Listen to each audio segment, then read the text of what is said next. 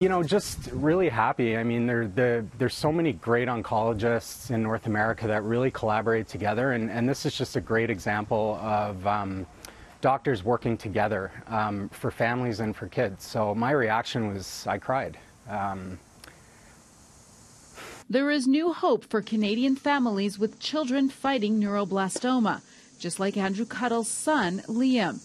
A clinical trial of a drug that has seen success in the U.S. will now be available in Canada. Enrollment and care on this study requires them coming every 3 months. We work closely with the oncologists in Canada as they need to be seen every month, but they come back every 3 months, which requires travel, medical bills and expenses that they no longer need to incur now. And many families aren't even able to travel. It is an expense. The Cuddles spent nearly 2 years traveling to the U.S. so that Liam could take part in the trial.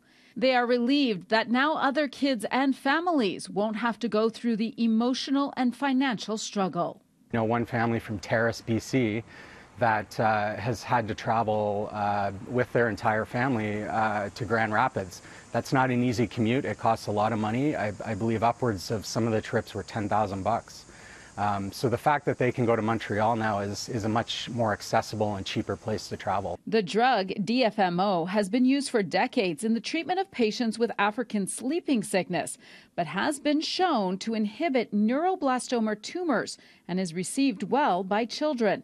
Historically, by 4 to 5 years, it's closer to 40 to 45% of those kids are relapsing.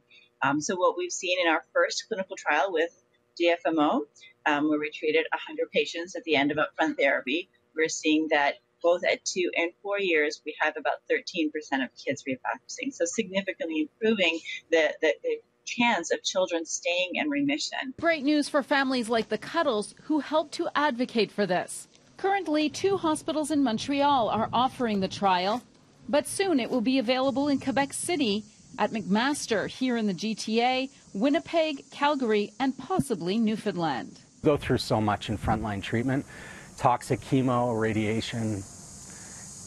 This was just easy. So. In Oakville, Audra Brown, City News.